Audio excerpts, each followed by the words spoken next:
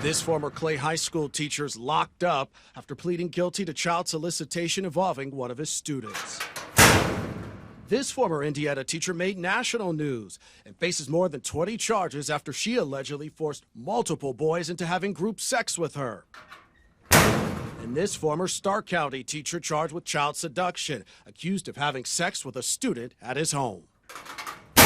These cases are among a troubling pattern of Indiana teachers accused of abusing their position of trust. My heart is broken all the time.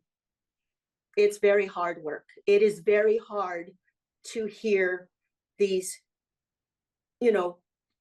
stories over and over and over again. Terry Miller is the president of Sesame, a national organization working to prevent the sexual exploitation, abuse, and harassment of students by their teachers. And you believe that this is a safety issue that's being ignored.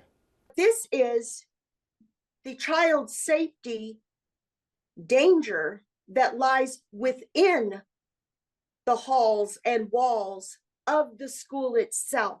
I reviewed public data from the Indiana Department of Education website.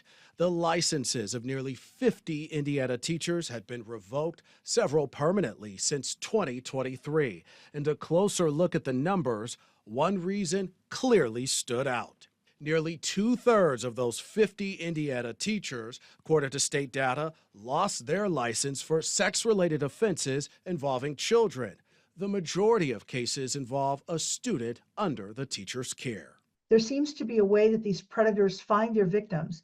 And sometimes we say that it's like the victim has a target on their back. We contacted the Indiana Department of Education 5 times in 1 week to request an on-camera interview to get answers to some of our questions about our findings. 2 different people on 2 different days replied to my request with the same response: a copy of Indiana laws. Neither response addressed my request for an interview. After pressing the department for several more days, the message, "We do not have anyone available for an interview at this time," finally appeared in my inbox. You say that's not surprising. Why do you say that? 2/3 of their license revocations or suspensions or voluntary surrenders are for sexual misconduct. You would think that they would go, "Oh my gosh, we've got a huge problem. We should do something about this." But the fact that they're ignoring you and not coming on to say what they're going to do about it is very telling. And that's why the problem continues to grow and continues to exist. So we found out what you can do to protect your children. Now, many of the cases that your firm takes on, you say, involves grooming, and you said there's some signs that parents really need to watch out for, like special treatment, extra attention, private attention, attention and communications outside of school, like text messaging late at night. They make them feel special. They give them way too much attention, and it just grows over time. Sometimes the grooming can take years. Department of Education data shows millions of children are potentially at risk. 1 in 10 K-12 students suffer some form of educator sexual misconduct between kindergarten and 12th grade. That's why it's so important. If you have concerns or suspect misconduct, you need to report it to your child's school. You say do it in writing.